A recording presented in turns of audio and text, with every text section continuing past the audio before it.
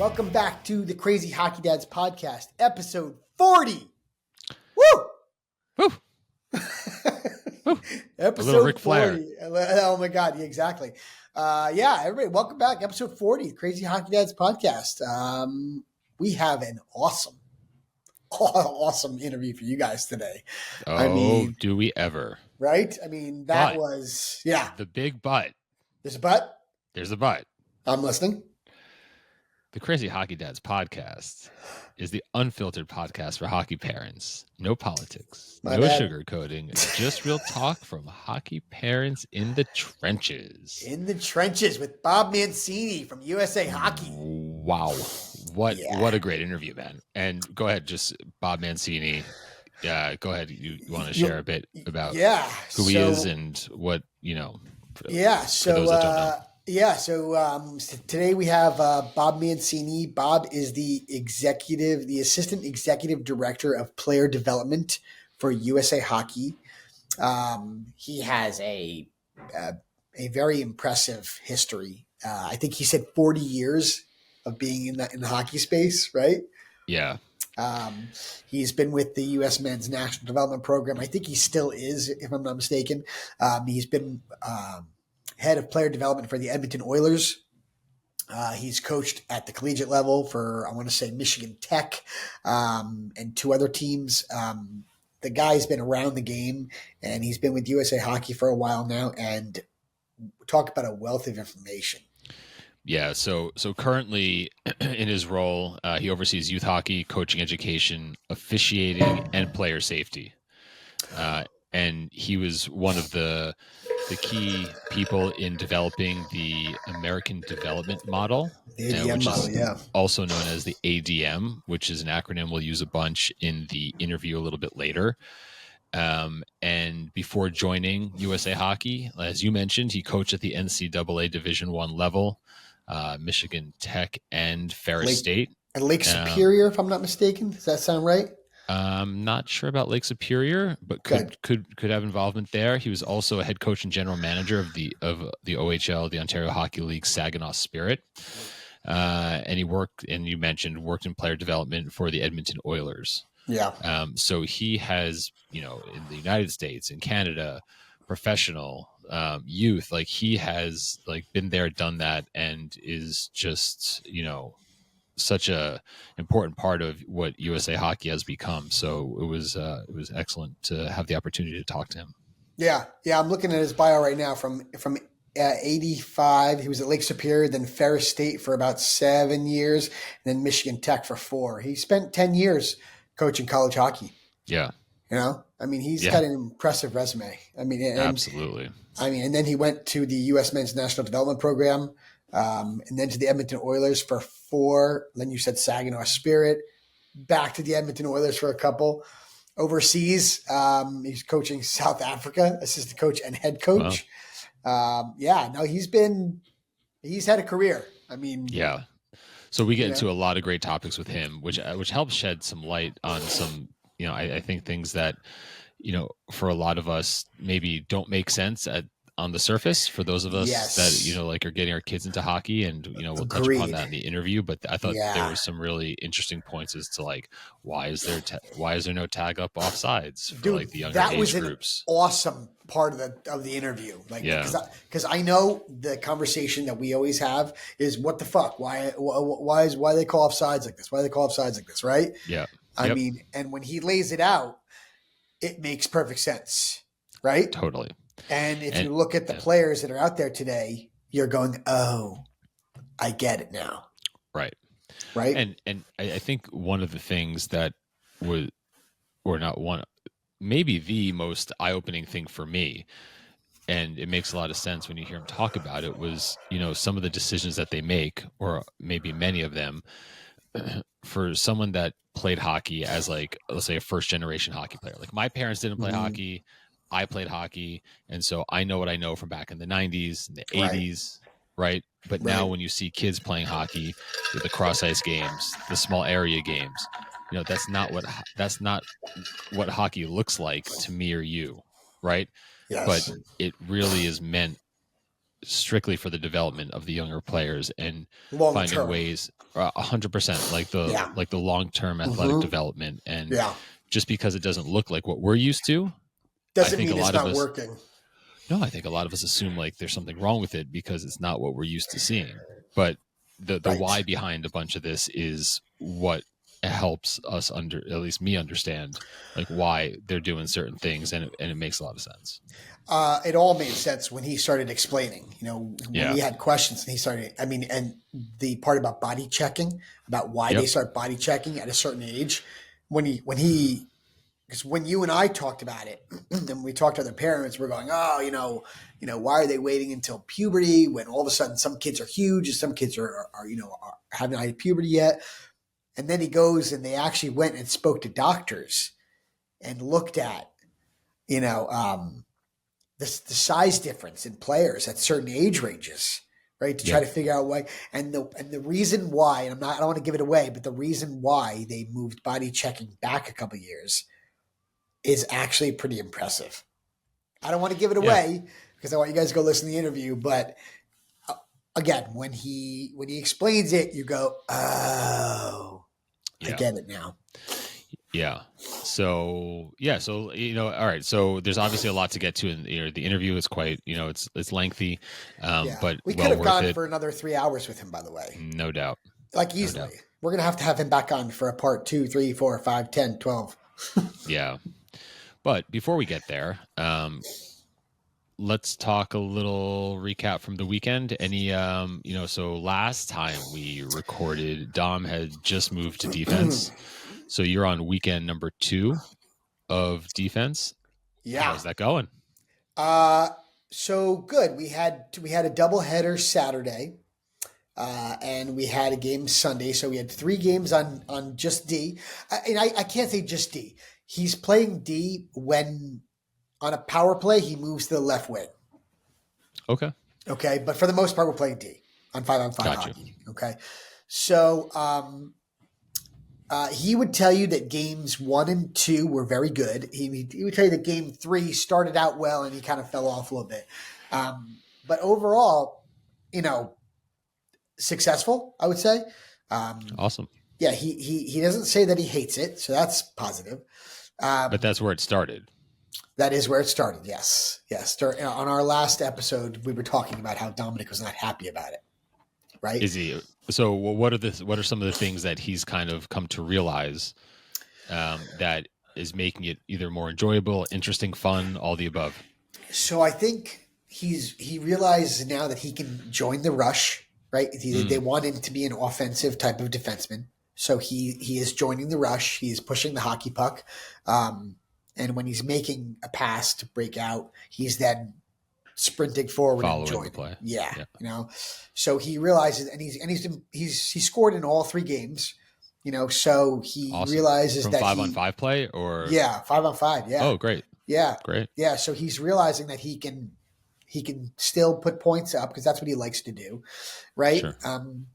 So he was doing that. So that part, I think he's realizing that he can still score from back there, right? He's not like a stay-at-home D-man, right? Sure. And I think our coach puts him with kids that are stay-at-home D-men, so Dominic can kind of go coverage. Right, exactly. So I think that part he's starting to realize, oh, this is not so bad. And he always said he likes hitting. He likes, it's funny. You sent some serious clips. He had 2 on Saturday, 1 in the first game, 1 in the second game that were eye-opening hits, right? That one at kind of center ice when he kind of came across. Look, did he get penalized for that?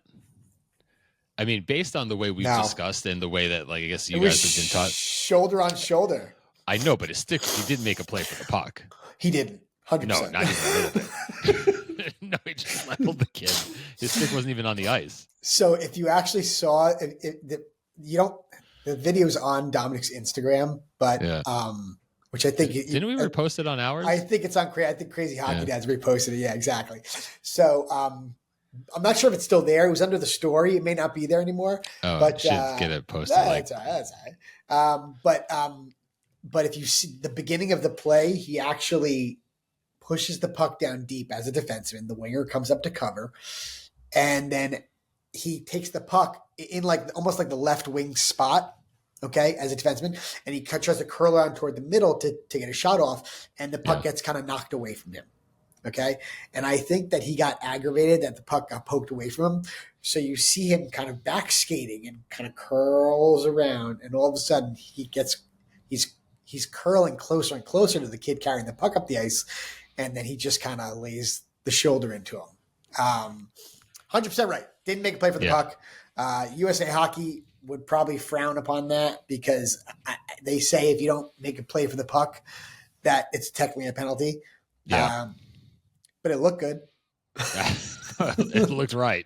It did look right. It did look right. So and go ahead. No. And he had one and he had one in that morning, which he kind of took the kid off his feet. That one, he had his arms too far extended. That one he got penalized for. Okay. Well, he's learning. Yeah. But so the type of physicality that you've seen so far with him on defense, is it similar to what he was doing on offense, or is this like like an upgrade? Not upgraded, but like is it? It looks like it feels like an upgrade. Upgrade, like a little more intense, a little more. It's almost like he's in a better position back there to do it. If that makes sense. Sure. But so I don't know, but he's getting more. It feels like he's getting more physical from the defensive spot than he was from the winger spot. That's awesome. Yeah. So just to continue to learn and to grow that part of his game. Yeah. Listen. I like him being uncomfortable. We talk about our kids doing hard things and being uncomfortable, right? I like him being uncomfortable. So I don't have a problem with it, dude. I got to tell you. Awesome. Yeah. That's great. So far, so good. The team made out well over the weekend? We won 8-1 or 7-1 in the morning Saturday. I think we won 8-0 or 7-0 in the Saturday afternoon game. And then we played like a non-league game Sunday and won like 6-1 or something like that. Oh, Jesus. Yeah. That was a monster weekend. Yeah. It wasn't like a whole really competitive weekend, but I will say this, and I think I told you this, this coming weekend we have a competitive game, and then the following weekend we have really competitive games. That's where we're actually heading down to the Philly area to where our buddy Vinny Maltz interview coming soon. Yeah, it's kind of where he's from. So, that showcase in a couple of weeks should be that's going to be like his first real test. Heavy duty weekend. Yeah. Right. Yeah. That's going to be all 4 games are really solid. So that's awesome. Yeah. We'll see, man. Good, dude. Yeah. What about you? Your guy was, under the weather. Yep. Flu. Got struck with the flu. So we didn't have any games on Saturday. Right. So that was, we weren't at the rink anyway, but then Saturday night, he started to not feel great. Right. And then Sunday morning, fever, kept him home, and then took him to the urgent care yesterday. And he's home from school yesterday and today. Right. So yeah, he's feeling better, which is a good sign. Good. But flu. Good. Didn't play this weekend. So right. Hopefully he plays this weekend, right? I have to say, I feel like this season, we were away in the very beginning for the first 2 games of the first showcase, but he's missed, I think, 5 games now. Well, he had a knee thing, right? He had his knee, flu. Right. Yeah, and there was one other one. I don't know. I just don't remember him missing so many games. Right. All right, listen. Whatever. It happens. Listen, I'm not complaining. I'm just reflecting, I guess. Anyhow. But their team, they went down to Lehigh Valley. They played the game that we had played in our last showcase where the one coach or the coach from Lehigh Valley was just next level, out of his mind. So they went down to play them. Oh, so maybe it's a good thing you missed it. No, I'm not saying that. All I'm saying, so we kind of blew them out of the water the first game, and then as Otto and I were watching, we won in overtime. Okay. So it was a much closer game, but there was definitely some back and forth between the coaches. You could hear it on Live Barn. Yeah. and it's just, yeah, some people just don't get it. No, unfortunately. All right, No. listen. Anyhow, Listen, it happens. but yeah, so that was it. Yeah, and now hopefully he'll Okay. be back on the ice. He didn't go to practice Monday night. They're off Right. tonight. Hopefully he'll be back tomorrow night, and then get after. We have a showcase this weekend Oh, you coming up. do? Where? Yeah, Where are you supposed to be? Pennsylvania somewhere. Hershey? No, No. Gotcha. no, Gotcha. I forget Okay. exactly where, but they got 4 games this coming weekend, so he should hopefully be good to go for that. And Okay, good. yeah, man, All right, nice, dude. I like it. Very totally. cool. All right, good. So yeah, I I'm don't trying know. to think. I guess that's kind of it on the Okay. catch up side of things. But All we right. should probably kick it over to our interview with Bob, since it's a little on the longer side.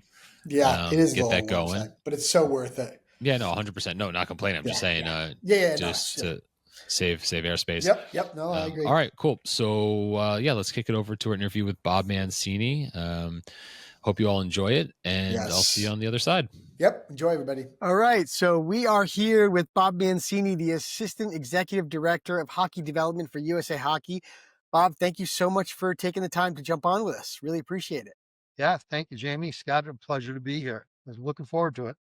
Now, I didn't know that you were a Long Island guy until I looked up your bio. So we're in New Jersey, North Jersey, so you're not far from us at all. No, I already love the accents, and depending how long we go, I might fall right back into it. Right, I spend 3 days back home, and boom, I'm right there. So yeah, grew up on Long Island, 18 years, went to high school, left after high school to play junior hockey in Minnesota, but I still have a bunch of family back home in New York and on Long Island. Well, so I think everyone needs to know Islanders or Rangers. Or Devils. Okay, so I'm old. So grew up on the island, and until 1972, my dad and I were Ranger fans. Okay. 1972, of course, the Islanders moved 8 miles from my house. Mhm. And at that time, before cable TV and everything, the only games you could get was Ranger games on TV. We couldn't get in the city. You couldn't get tickets, the whole bit. Instant Islander fan because availability of tickets and 8 miles away. Yeah. Perfect. Islander fan through and through, never wavered. And then 3 years ago, my son gets drafted by the New York Rangers. So boom, instantly back to a Ranger fan, right? And then a year or so, just under a year, the Rangers, he gets traded to the Vancouver Canucks. Oh, so I have yet to revisit the Islander versus Ranger question. Well, those Isles have something to be excited about this season, boy. Yes, wow, they do. that Schaefer is something, huh? Yes, he is. Yes. He's a very, very good player. Fun to watch.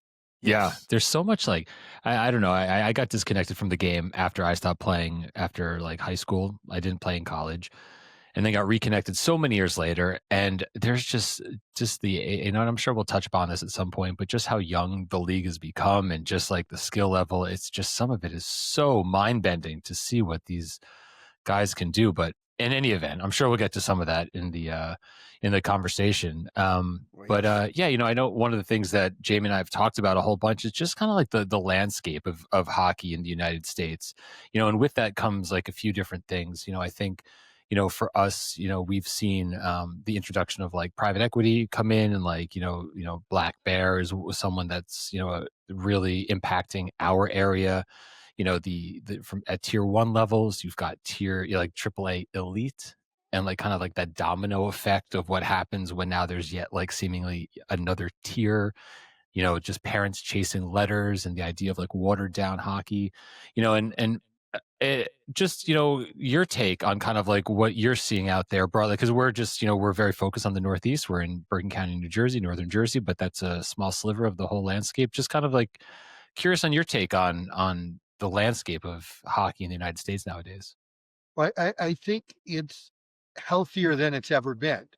But you bring up a really good point, right? So we talk all the time about tier 1 and what we call the elite level, and that could be another argument. What really is the elite level, and how big is the elite level?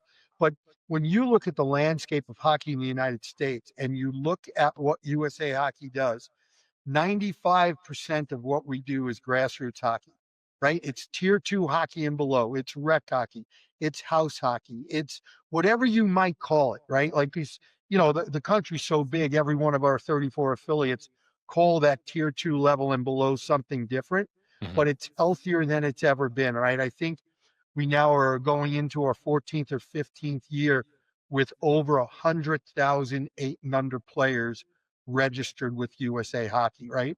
Wow. So our grassroots programming, the players, the parents, the administrators, the coaches, the officials who love and have passion for youth hockey, it's stronger than it's ever been.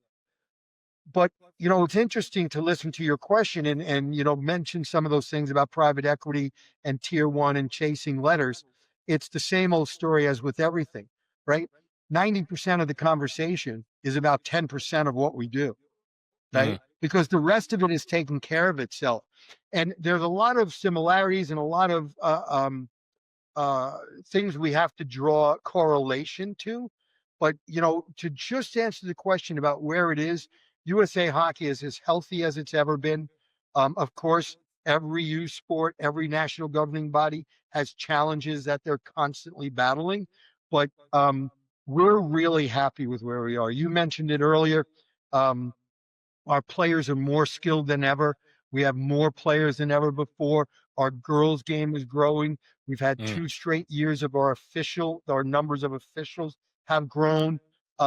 So, when you look at the big picture, it's wonderful, right? We, the three of us and everybody listening, we're involved in the greatest sport on earth and the greatest thing we can have our kids be a part of. So, um, yeah, it's in a wonderful place right now.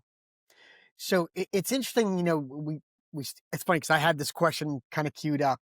I know that the registration for youth hockey in the United States has been climbing over the last couple of years. I'm curious, what do you think that's attributed to? Like, do you think that's attributed to the ADM model that's kind of come along now after a couple of years, or what you guys kind of see that kind of growth has come from?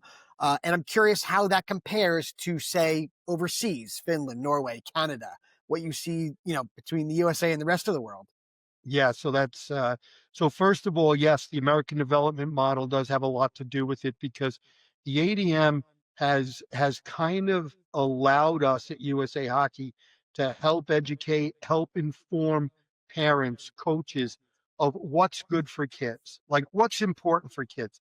And that has helped us retain players at a rate greater than you've ever seen before. When you look at pre-2009, when we launched the ADM, our retention rate for 9 to 12-year-old was less than 40%, right? Wow. Now our retention is over 90% at that same age category. So the introduction of the ADM has been huge in calming down the environment. And one of the phrases I like to use is help people give youth hockey back to kids, right? Mm. Pull it back from that adult, it's all about the adults and give it back to kids. So the ADM absolutely has something to do with it. The number of grassroots volunteers, the passion of our volunteers, because we still are a volunteer-based organization, right? We have just over 100 full-time employees here and in Plymouth. But really, the drivers of what we do are our volunteers, our boots on the ground grassroots volunteers, and that's been stronger than ever before. Then let's look at the NHL investment in the United States, right? You look at ever since 1967, the addition of teams in the U.S. Mm. One of the things that drives growth is the fact that there is no such thing as a non-traditional area anymore. Mm. If you go For back sure. 10, 15, 20 years, right? Interesting. We used to talk about, oh, wow, here's a player out of Vegas, Yeah. non-traditional area. Here's a player out of Nashville. Here's a player out of Florida, Florida, yeah. right? The fact is now there is no more non-traditional hockey area in the United States. We are seeing growth everywhere.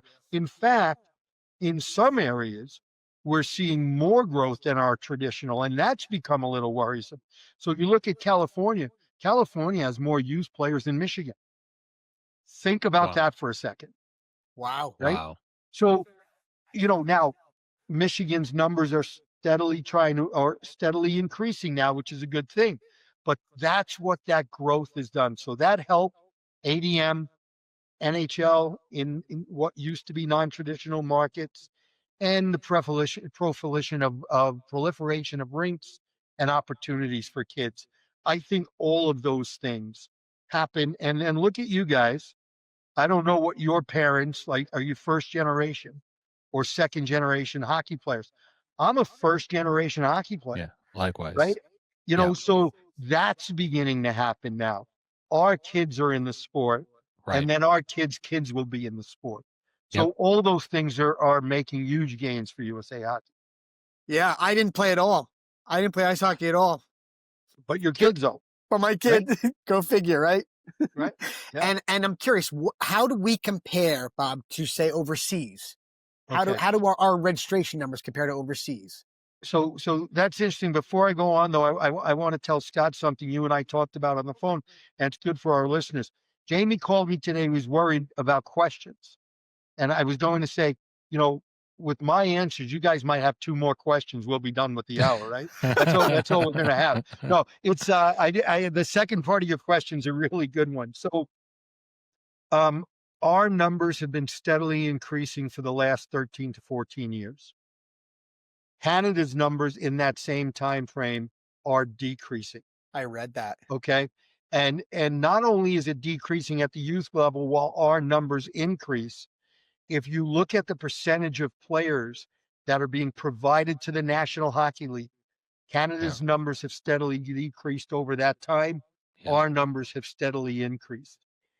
Now, Europe is a little different because the numbers are usually fairly stagnant when you look at Finland, Sweden. There's some, up years, down years, everything else, but their population base has stayed fairly consistent, right? Interesting. So their Yeah. numbers have stayed fairly consistent. Okay. Right now, Sweden is running into it's interesting.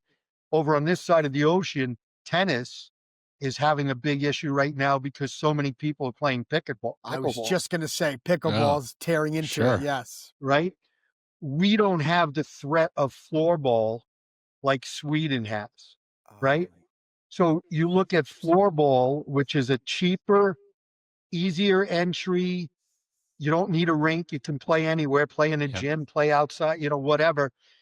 Floorball is beginning to cut into their numbers of beginning hockey players. So, but overall, I would say those numbers in Sweden or Finland at the grassroots level are staying fairly consistent.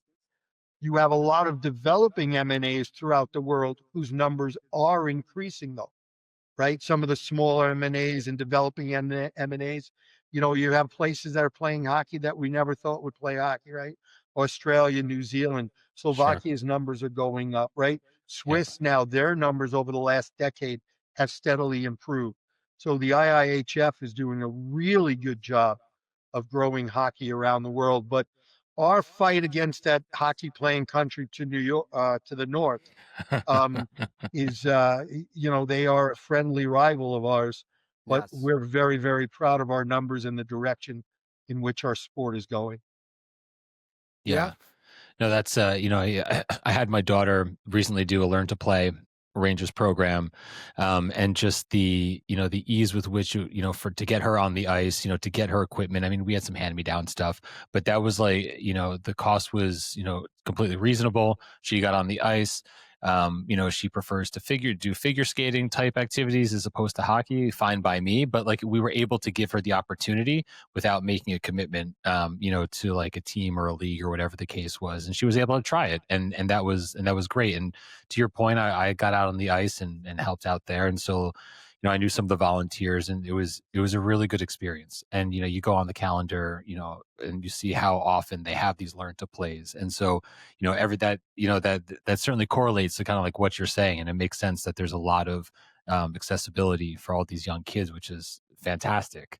Yeah, and we have a great relationship with our NHL partners. Right. And the Rangers, I happen to be very familiar with the Rangers learn to skate, learn to play program, and they do a great job. And that programming, in conjunction, USA Hockey and the NHL, that's happening in, I'm going to say, in almost every market Okay. in Yeah. the US, Yeah. but it might be every market. I just want to be Right. careful here that I'm not, saying any wrong information, but Sure. it's a fantastic partnership between the NHL and USA Hockey. Yeah. Oh, James, go ahead. No. I know you're a big proponent of the ADM model, Bob, and I want you to. So I guess my question is two-part. What was before the ADM model that you guys obviously were not happy with? That you said we need to come up with something else. Okay. And I want you to explain to our listeners why the ADM model is so good, and kind of, if you can, weave in that pond hockey tournament that you guys had in Wisconsin, where you had the 310 by 130-foot rink, because I think that is very, very telling as to why small area games are probably the way to go up to a certain age. So, and our younger parents who have young kids in the game probably don't know what you're going to say right now, but I have a feeling it's going to resonate with them. So let me, lot there. I think 3 or 4 Sorry. questions. But that's good. No, that's good. So let's start with when the ADM was introduced. So this is back pre-2009. Kenny Martell, who is now our senior director of player and coach development, is a brilliant guy and a great hockey man. He was one of the people who recognized the fact that even though USA Hockey numbers were growing, we were losing membership in the youth level. We say youth, which is boys and girls, then we also have girls hockey, but it was mostly on the boys' side. We were losing membership. But the company didn't realize we were losing membership in youth hockey, in those critical youth hockey numbers, because we were still growing. Adult was growing, girls was growing, and no one was making that correlation. So Kenny was one of the couple of people in the company that said, wait a second, there's something deeper going on here we need to take a look at. And that was that idea of, we were not increasing growth, new growth in our boys' youth players, and we were not retaining them. So then it was, well, how do we do that, right? And part of it is turning youth sports back over to youth. Well, what does that mean? That means developing passion first. That means making sure kids have fun, making sure they're engaged. And now talking to the parents, making sure the parents understand how we define fun, right? Because parents spending all this money to have their child in hockey, and especially the guys, the women are like, yeah, I want my kid to have fun. They understand. Elementary school teachers and moms understand, bring our child to a sport, and number one thing, make sure they enjoy it, right? The men like ourselves were like, well, that's my 4-year-old. He'll be in the NHL. Probably going to go to Ranger training camp next week. This is how we look at things, right? So we had to change the way we looked at youth hockey. And through research, we realized that this idea of long-term athlete development that starts by doing age-appropriate training at the youngest ages is the way to make sure that we keep kids in the game, right? So it's not enough just to have new growth, but we have to have good retention. And that is really through the ADM model. Now, there's also, we make better players, right? They're more skilled, they have better technical ability, they're more aware on the ice. All of that comes in time, but over an age-appropriate model of development, which is long-term athlete development. Where too many people get it wrong is they talk about, oh yeah, I was in the ADM at 8 and under, or my kid's in the ADM program, or, oh yeah, we did the ADM last year. Now my kid's 9 years old. And what I like to talk about a lot is, what people don't realize is the American development model is a model of development for players from 8U to 18. Yeah. And it looks very different at every one of those ages. So it's not just cross ice hockey. It's not just half ice hockey. It's not just small area games. It's not just station-based practices, right? It's this model of development, a pathway of development that grows as the player grows. But it starts at the very youngest ages with instilling the love of the game to the player and passion. It also starts with athleticism. It starts with movement skills, right? USA Hockey was the first NGB to come out and say, we want every kid to play hockey. But you know what? We also want your kid to play baseball and soccer. And we want them to be a well-rounded athlete. And this is what sometimes our environment gets wrong. Because you mentioned our young players, Scott, I think you mentioned 4 and 5 years old. Ice hockey is an early introduction sport. Hmm. It's not early specialization, right? And that is a big, big difference. Yeah. If we introduce your child to hockey at 4 or 5 years old and they begin to get comfortable on their skates and they play hockey in the winter and baseball in the spring and soccer in the summer, and they do this and they have they go through the period of sports sampling. As long as we introduce them to hockey and we do all the right things during the hockey season, and that hockey season grows with the players, it might only be 6 months at 6U, and then 7 months at 9, and then 8, 9 months at 10, 11, 12. It grows with the player. If we do all that and we do it right, when a player hits puberty, now he can begin to specialize. We still want that player to play 2 sports. There's still a primary sport and a secondary sport, around puberty. But that overall athleticism, that idea of a multi-sport athlete becoming a great hockey player, that's true. Yeah. Right. I mean, the study we did with our past 3 Olympic teams, and every year with our national team development program, I want to say the number is 87% of those athletes were multi-sport athletes into high school. Right. And that's the piece that is lost a little bit.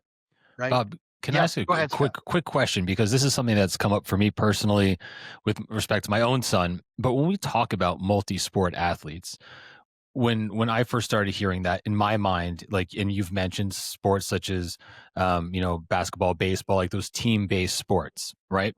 But there's 2 things. Number one, a sport like, let's say, mountain biking or rock climbing. But curious if you'd consider those sports that also like fall into that category, number one. And number 2, what does it mean to be a multi-sport athlete? And what do I mean by that is, like, let's just take, I don't know, football, for example. Maybe that's a bad one, but or basketball. Like, is going to the local, like, the rec basketball courts and shooting hoops and playing pickup with my having my kid do that with his buddies, a couple hours on a weekend, does that make him a multi-sport athlete? Or is it really he should be on a team and he's going to practices and being in that team dynamic? So unbelievable questions. It's so interesting because I had a little smirk on my face, right? Yeah. So yeah, riding your bike in the summer, right? Running up and down stairs, playing tag, chasing your friends. Those dumb games you make up in your backyard, right? Totally. And we've all had this experience, especially, I was that dumb parent, right? My wife and I had the one child, and go in the backyard and, okay, we're going to kick the soccer ball around. And I bring the soccer ball. Yeah. And in 3 minutes, we're back in the garage getting the baseball. And then 5 minutes, right? So then I figured out, okay, hey, Victor, let's go in the backyard and play. And we go in the garage and we get everything we could. And I just brought it in the backyard, right? Because who knew, right? It's like, like the ADHD Olympics, right? Yes. That's what it is. Yes. And right, because you've been there.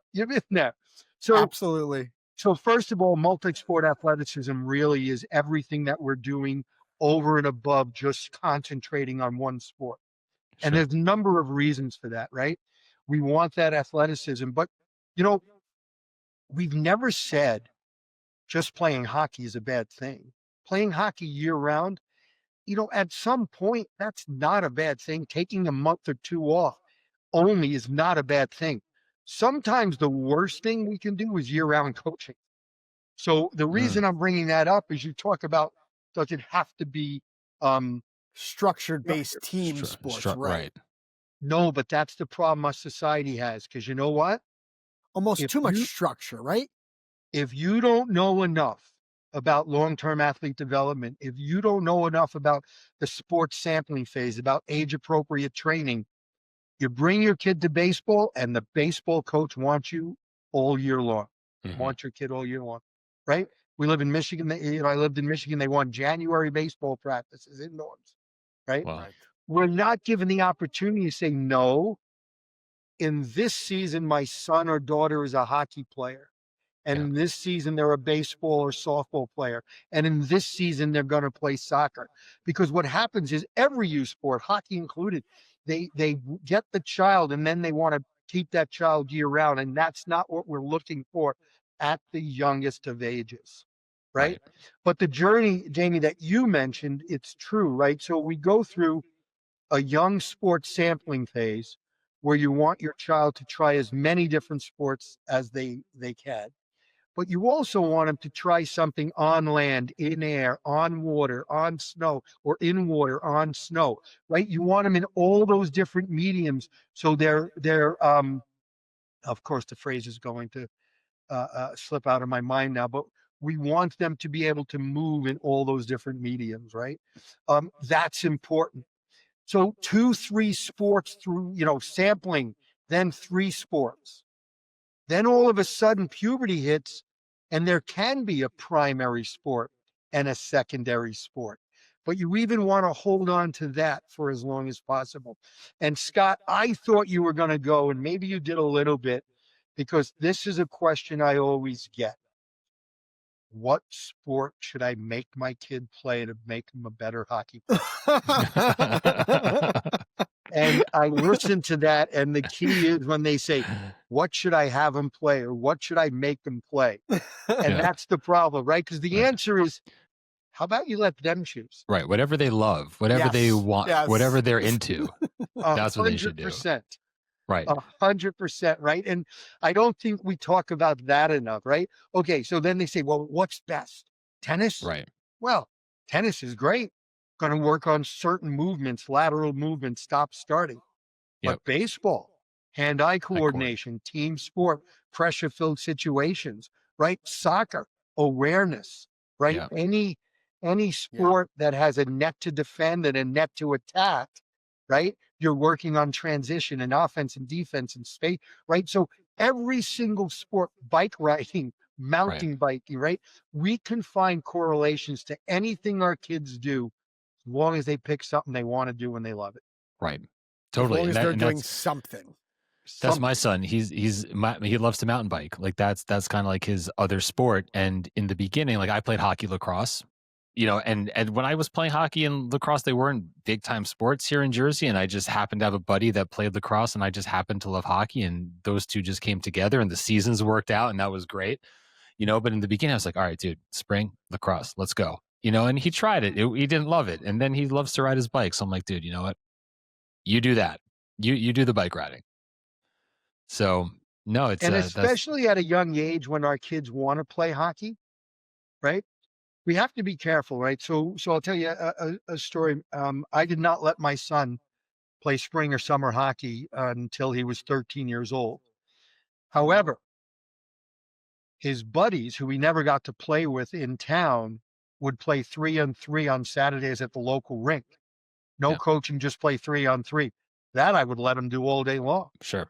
Right? Scott and I talk about that. 3-on-3, no structure, just let them go have fun. And then I go back to sometimes the thing that's bad for our athletes is not too much hockey. It's too much coaching. It's too much structure. Yeah. Right. So it all of those things, Jamie, when you ask those questions, they all come together, right? They're all interrelated in what is the best things that we can do for our kids as kids, right? It's the same thing, like I had one parent, I'll never forget this. I was at rink in Michigan, 7 years old, 5 a.m. skating classes because my 7-year-old really wants to get, this parent told me, yeah, my kid wants to do this. Really? There's not a 7-year-old in the world who's setting up his own 5 a.m. Well, skating lesson, right? it's funny. It's very no, true. I was just gonna. So I've seen some and talked to, as we all have, like really crazy hockey parents who like completely overdo it with the number of hours on the ice for young kids. Private lessons begin before practice, before school, and I asked her dad. He's like, yeah, but he loves to do it. Like he wants it. And I said, but if your kid wanted to eat peanut butter cups for breakfast, like would you let him do that too? It doesn't mean it's good for him. Like you have to protect the kids from themselves as well, and that's part of the parenting journey. So, like to your point, I mean, like, yeah, and one thing we talk about a lot with respect to this topic and kind of like the overdoing it at the young ages, because let's just we both our kids played tier 1. Now they're both playing tier 2. And more so with the tier 1 kids, especially those that have aspirations of playing, I look at my hockey rankings, want to be on a top 20 team at like, for squirts or peewees, whatever the deal is, and you see these parents just like driving their kids, multiple hours to practice. And you hear more about the success stories, and we're living this like highlight reel world with social media, etc. And I'm not asking for like a specific story or per se, but like maybe even like anecdotally, the idea of burnout. Like I'm sure you've come across it with families that might have had kids that have overdone it. Just could you maybe like touch upon the idea of burnout and maybe some things that parents should like potentially look out for? Because I know there's a lot of them out there that they're seeing kids achieve great success at the young ages. And it's only because like Johnny figured it out first, or Johnny grew before Timmy, right? And putting in more time, effort, energy isn't going to necessarily close that gap. And you're going to see, you put in more reps, you're going to see growth and skill development, but like at what cost, right? So I'm just curious about your thoughts on the idea of burnout, and even if you had a good story to tell about it. Well, I do, but one of the things is we always say the best player at 8 and under is seldom the best player at 18. Right? Now, Connor McDavid might be the exception. There Sure. are exceptions. Yeah, Sure. You're right about the success stories. That's what we hear. And I can tell you, I do have stories, but I'm going to throw it back on you guys, Sure. right? Because you just talked about your kids and their journey through tier 1 and now at tier 2 and where they're at. I want any parent that's listening to this who maybe has an older child and a younger child, because the number one thing I hear about from parents who have more than one child in the system is, oh my gosh, I wish the ADM was around when my older child went through the system. That's what we heard all the time at the beginning, because those parents saw burnout and they saw the difference in development, because development is not linear, right? Right. We know that. The other thing we know about development is before puberty, the kids that takes seasonal time off will come back and be behind the kid that has skated all summer. Right. For about 4 weeks. And then Because that's development. That's how learning happens at a young age, right? Right. A 9-year-old is on the ice more than another 9-year-old. When they come back for the season, the 9 that was on more will be ahead of the 9 that was off. But that 9 that was off will catch up quickly because that's at the age they are. That is what happens, right? We know that path in development, right? So this whole idea, so think about, and I'm saying this to all the listeners, think about the kid who was the best player at 7 or 8. Are those the best players now at 14, 15, 16, and 17? Pre-puberty and after puberty, post-pubescent kids, right? That, puberty changes everything. First of all, what do you see at the youngest ages? The kids who have the lowest center of gravity to the ice are your best skaters and are your best players.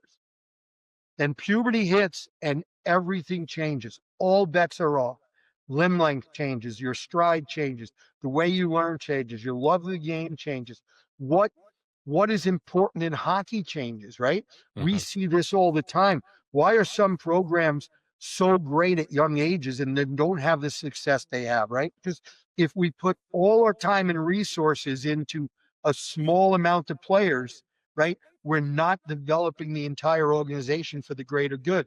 And I always say that's the beauty of one of the other beauties about the ADM, because the ADM doesn't say at a young age, we're going to put all our resources into these three really good players and ignore everybody else.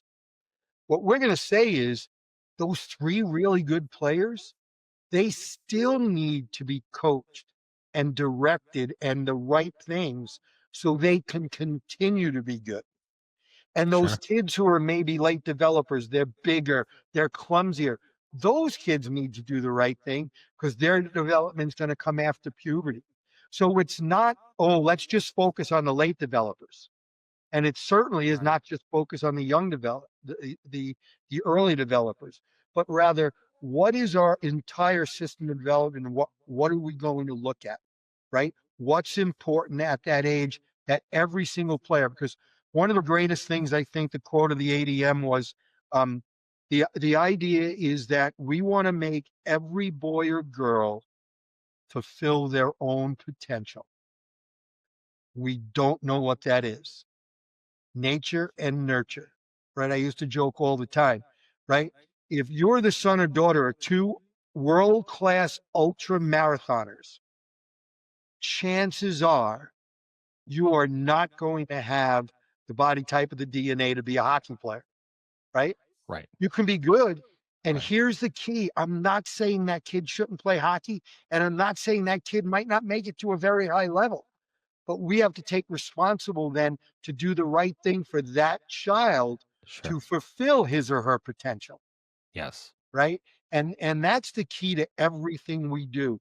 It's meeting the player at the age which they at. So I'll tell you a funny story. And I didn't give you a story about players that have fallen off the map because everyone has them if you step back and look at them. But you're right, Scott, because I think you mentioned about the success stories. Yeah. Everybody wants to point to the guy in the stands whose son has made it and says, let's go ask him what he did. Yeah. Every athlete is an experiment of one. Every Good point. athlete's an experiment of one. And I say this to our kids in our national camps. It doesn't matter what the player sitting next to you in the locker room is doing. His or her path has no bearing on your path whatsoever. Early commit, late commit, early developer, late developer, best player at 7, best player at 17. Every single one of those players is an experiment of one. What is good for that player? And I had a really good point to make to be made about this, but I forgot it. It'll come back. Okay. Well, when it comes to you, let us know. You know what? While you're thinking of the point, can you do me a favor? Can you tell that Wisconsin pond hockey story? Oh, Oh yeah. yeah. So That was such a cool experiment that you guys did. yeah, That was this impressive. is all Kenny Martell, right? And here's what we learned when we were explaining. Or remind me to tell you a story about the small ice kid and parent, the big ice. Okay, but so so what we were learning is the stories we were telling was resonating differently with different people. And this idea of what does an ice rink look like to a 7-year-old? It kept resonating in Kenny Martell's head. And he had the idea of let's go to Wisconsin at our pond hockey championship and let's clear off a rink that is appropriate, that how a 7-year-old would look at a rink compared to an adult. And we did the math, right? We did what is the average size of a American eight-year-old player or 7-year-old player? What is the average size of an adult male? And and then we said, okay, well, this would be what a size of a net would be, and this would be a rink. And the thing about it was funny was we did not ask any of those people in that video to come over and skate. They just cleared the rink off. They had the tractors come out or the hoists come out, bring the big nets, and Kenny and a couple of the other ADM managers sat there and waited. And sure enough, people wanted to see what that was about. Yeah. And it was a great experiment because, none of that was staged. None of that. It was just people came over, played on it, and then we just mic'd them up. Said, what'd you think? And all those things were just so organic and so genuine. And it just made the liberal arts people understand. But the engineers didn't. And sure enough, we'd show that video, and anybody, who wasn't a liberal arts major, and I joke about this, like, oh yeah, that's fine, but what are the stats? So if you ever saw then the video we did at Joe Louis Arena, where they put the monitors on the little 7-year-olds, I don't know if you've seen that one. I didn't see that one. Yeah. Oh my gosh, I'll send yeah. it to you. Okay. Please. Because what's interesting there is the liberal arts people were like, oh, that makes so much sense. Yeah, look at that, the big ice and blah, blah, blah, blah, blah, blah. And the engineers were like, show us the data. So we put the monitors on the kids and we showed them how many strides was a cross ice game, how many strides, how many times did they touch the puck. And that's, we had commissioned a study before that. And that's when we started to talk about a small area, twice as many puck touches, 4 times as many passes, this many shots, all of those things. But we had to attack the misperception of adults The parents. in many different ways. Totally. Right. And so when you look at all of that, it really made sense. I remember I had a conversation with a parent in Bloomington, Indiana, Bloomington, Illinois. And we did a small ice demonstration. And the parent was like, well, my kid hated it. I hated it. My kid is a better player on the big surface. And, that made me understand that's the perception of a parent. There's no one around their son or daughter. So the perception is my son or daughter is better because he or she has the puck and nobody's around them and they can skate uncontested.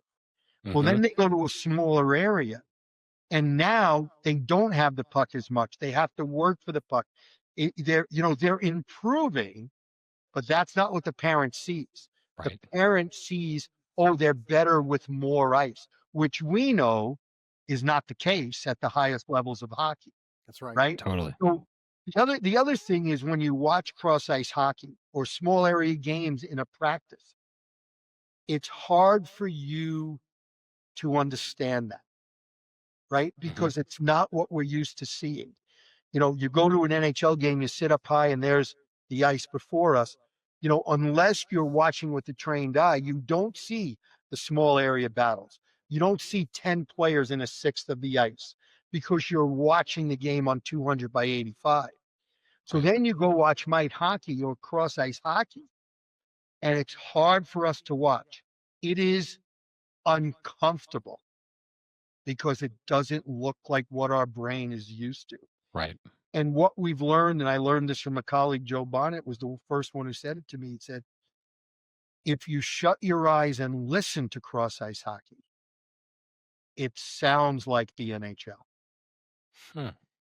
If you close your eyes and listen to full ice hockey at 7 years old, doesn't sound anything like what hockey's supposed to sound like. That's so interesting. Isn't that interesting? Yeah, it makes sense. Totally makes sense. It was so interesting to hear the number of times of the change of direction on that massive sheet, the number of times they touched the puck, the number of times they were contested. It was, when you listen to that video, when you saw the exercise you guys did with that big oversized sheet of ice for the adult, Scott, you should have seen it. It was a hockey goalie with a soccer goal behind him. It was like, it was like the amount of space was unbelievable. It's like what a 5-year-old goalie looks like in a regulation size hockey net, right? Yeah. And then you should have heard the interviews after that. These are all adults and they're going, oh my God, that was really hard. And it was, so when you see that exercise and you listen to you talk, Bob, the ADM model makes 1,000%. You can't not like it for your child.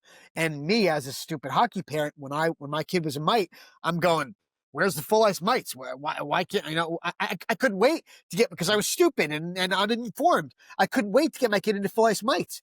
And looking back, I'm going, Jesus Christ, was I stupid? You're right. You just don't know what you don't know until you know it, right? Oh, Yeah. and that's what we see. We see that all over the United States, right? And that's why, to your point, that's why those videos are so important. The next big thing that we're seeing is how the regulation net size is hurting the development of scorers and goaltenders at 9 and 10 years old. Because think about how many goals are scored that have no reason to be going in the net except the goalie is small. Too short. Right? Yeah. It's 100%. I kind of joke about it's the one-eyed what is it in the land of the blind, the one-eyed man is king. Is king, Yeah. yeah. Right? Yeah. Yeah. At 9 years old, the kid who can lift the puck, Yes. Right. Hero. he's a hero. He scores all the goals. Yep. Right? But it is such a false expectation for both those kids and then those parents. Absolutely. And excuse me, David, one more thing. It's sort of like the same thing with the early developing skater Mhm. who's put on a team where the coach tells him, okay, Scott, you're a great skater. You go do anything you want. Right. But we don't work on your hands.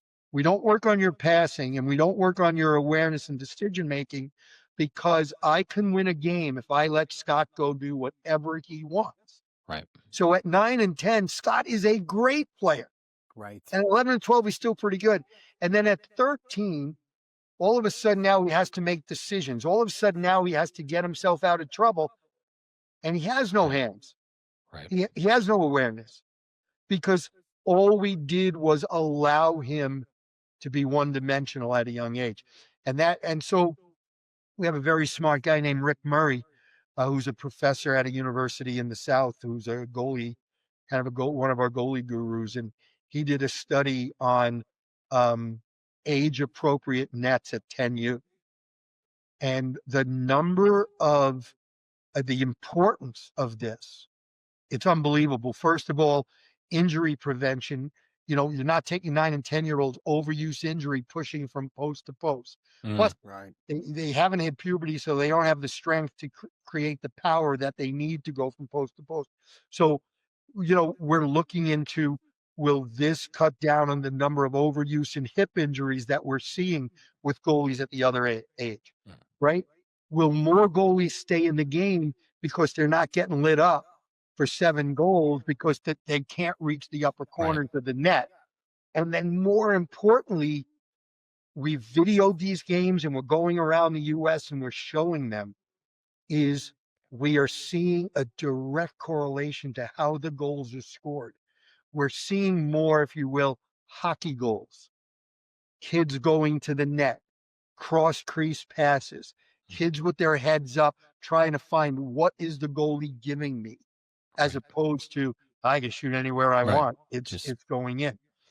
Now, what's interesting about it is the initial pushback from people is the same as the initial pushback when we first launched the ADM. It doesn't look like real hockey. Right. That's so that makes so much sense. And I think that more parent, like, part of the piece, and I know that you're addressing this clearly, but it's just like parent education, right? And I think that that's huge, because like, unfortunately, I guess maybe is the right word, but like, the higher end younger hockey players are playing full ice earlier, and so there's just like this pathway that is maybe like, goes in an opposite direction of what the ADM is trying to achieve, but yet parents are chomping on the bit for something like that, only because that's like the quote unquote higher level, and then the stories they tell themselves follow. And it's counterintuitive. You're And it's absolutely right. counterintuitive. Right. It's counterintuitive to what's good for kids. Right. Right. And it's actually counterintuitive to what is good for the best kids. Right. Sure. So if you really have, and this is what the environment in some areas, and you guys are in a hotbed of the environment where, it's not being accepted as much as it should. The best players should be put in the most difficult environment. Sure. Right?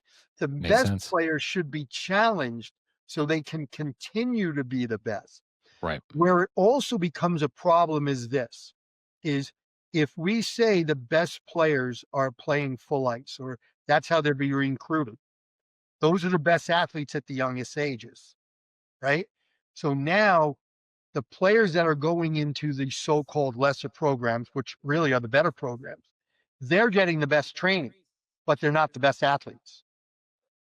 Where we're getting the best production, the best development of our players is go back to what used to be non-traditional, now are just newer hockey areas. Mm-hmm. The East Coast, Massachusetts, Atlantic, New York is pretty good actually, but Michigan, Illinois, the traditional areas where the parents have played more hockey, that's where most of the pushback is. So your best athletes are getting the wrong training.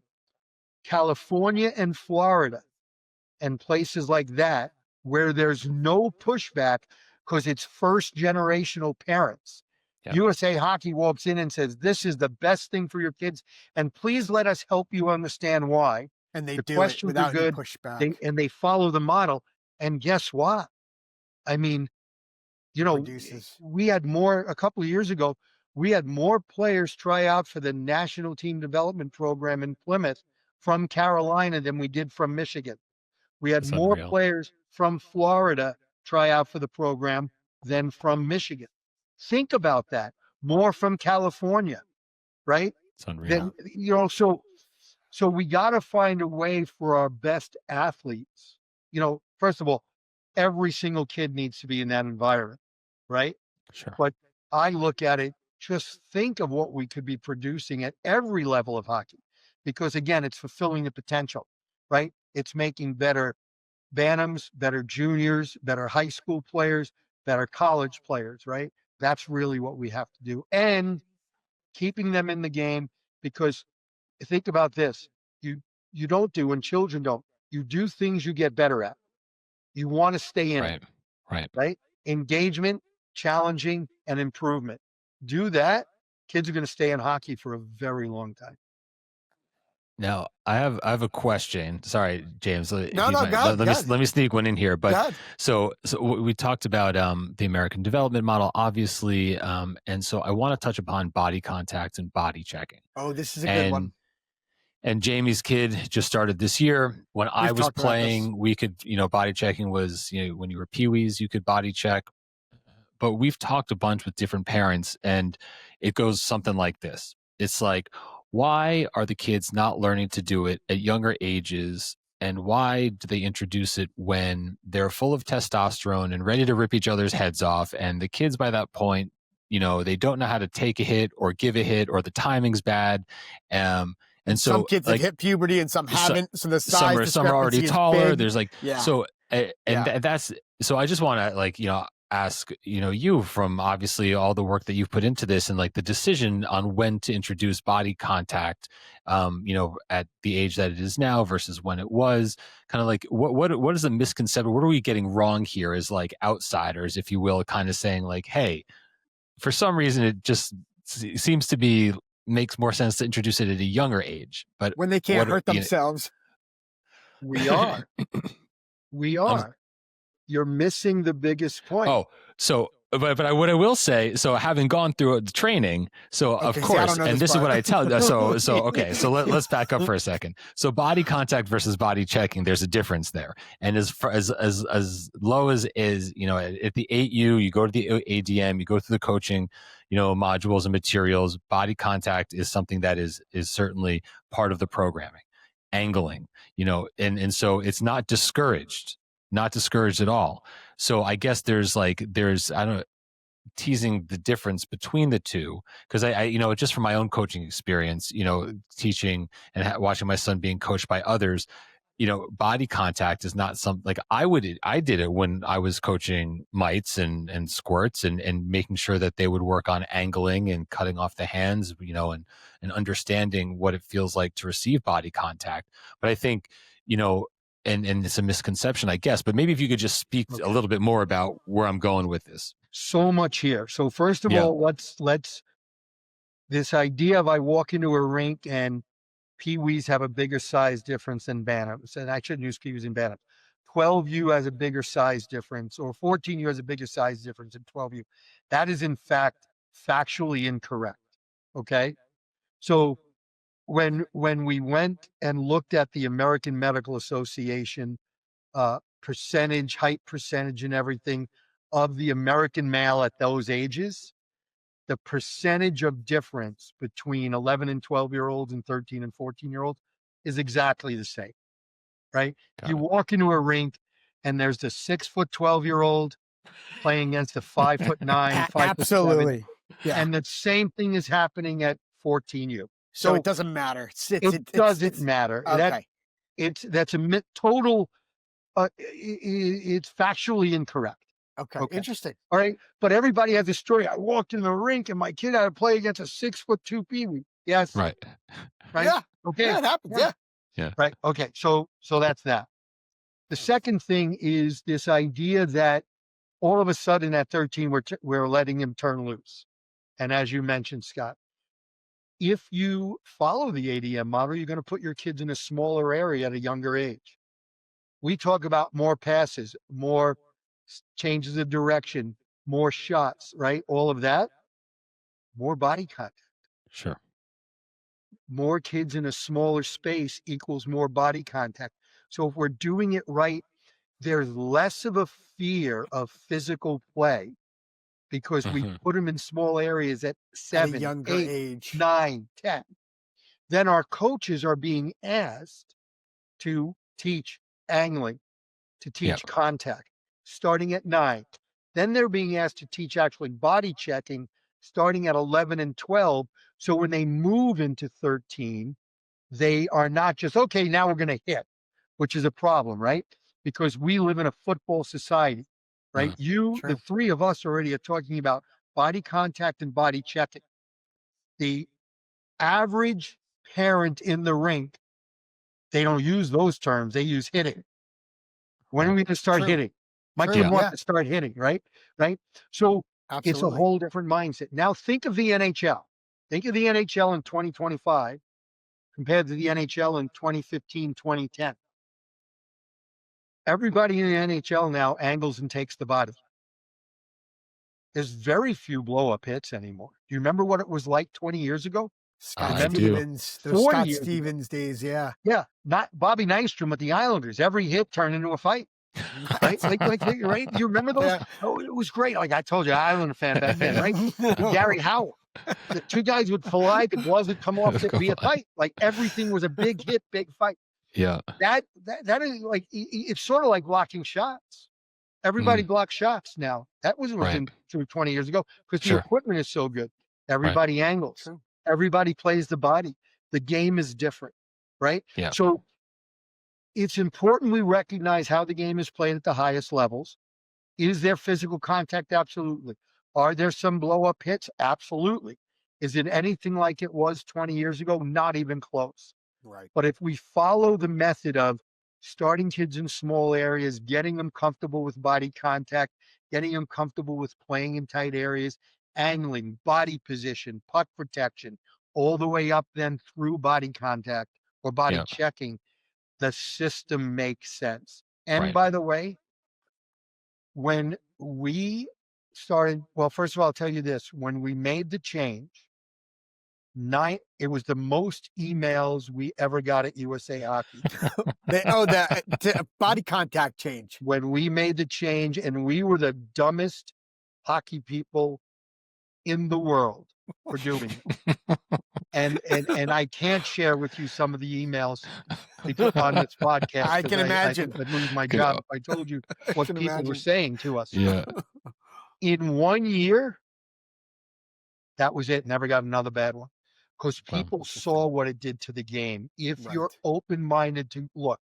The other thing that's really true is when we looked into this, it started as a concussion prevention and in the injury prevention. That's how the conversation started. Right. The conversation ended, and the reason we did this was skill development, skill and technique. Body checking is a skill. Yeah. but it's the only skill that negates the development of the other skills. And Interesting. it was negating the development of other skills in 2 of the 4 years, which we called the prime ages of skill development. The real prime ages of skill development is 9 to 14, but we had body contact or body checking at 11. So we weren't allowing our players to get the acquire the most out of that skills. skill development window. So Interesting. that's why you moved it backwards. Exactly. That makes And it is sense. absolutely one of the reasons why we are seeing more skilled American players in the NHL. in the game. Right. And the other is this the rule change. I don't know if we're going to get to this, but this whole idea of tag up offside versus automatic offsides, right? Oh, Oh that's a my good one God, that too. is such a good question too. Yeah, we. Oh my God. Don't even get me started on that. Like, let's not look at the I number didn't of even high-end. think about that. Let's not even look at the number of high-end NHL defensemen that we are developing compared to Canada. Like, have you seen the number of high-end NHL defensemen? Every one of our NHL defensemen can get the puck. They can back up. They can look for options. They can find space. It's incredible, right? And you think that's due to the offside rule? Why wouldn't it be? If you don't allow a kid, Explain that. Explain that to our audience, just so they.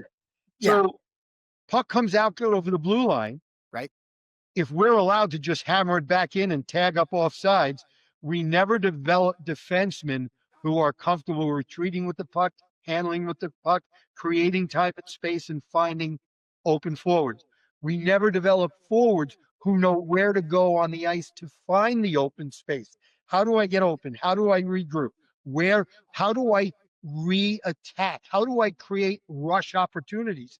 And by the way, at every level of high-level hockey through the NHL, there is a higher percentage of goals scored on rush opportunities than there is on forechecking opportunities, right? So, this isn't three guys at the USA office saying, "Oh, this will be fun. Let's this will make everybody mad." Like, these are well thought out, researched ideas. Yeah. And when we changed it this year to allow 15-year-old and above to have tag up, it was once again the idea that if we do it right at 9, 10, 11, 12, 13, and 14, by 15, we can introduce tag up icing, but players now have the awareness and decision-making ability and the skill and technique to make that decision.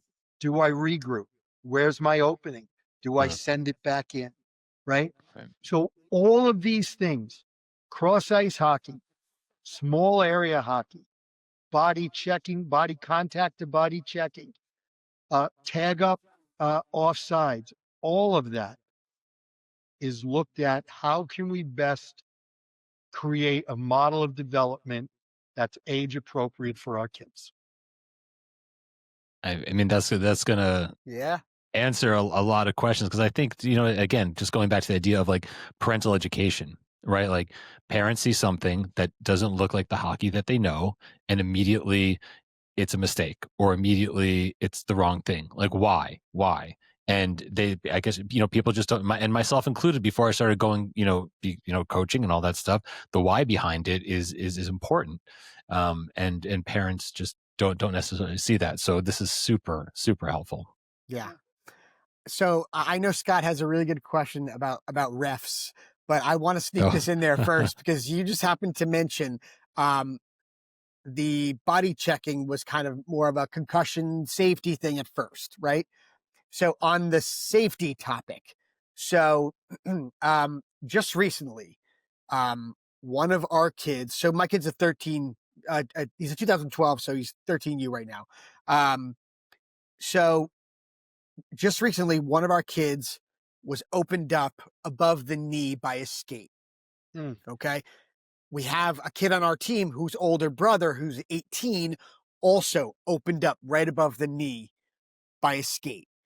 So my question to you is, my son's been wearing the Bauer with the Kevlar neck protector since he was a mite. Okay. But my question is USA Hockey thinking of making that stuff mandatory, right? Like, wrist protection, neck protection, and maybe something below the waist. Because all of a sudden I'm seeing below the, Achilles. I saw kids' Achilles get torn apart from a skate. Is that something that you guys talk about at USA Hockey, and is that something coming down the pipeline? I can't say it's coming down the pipeline just yet, but I can say that we talk about it all the time. Yeah, I would think so. And that fine line between mandating and recommending is really important. And part of when the unfortunate incident and incidents over the last 5-6 years happened,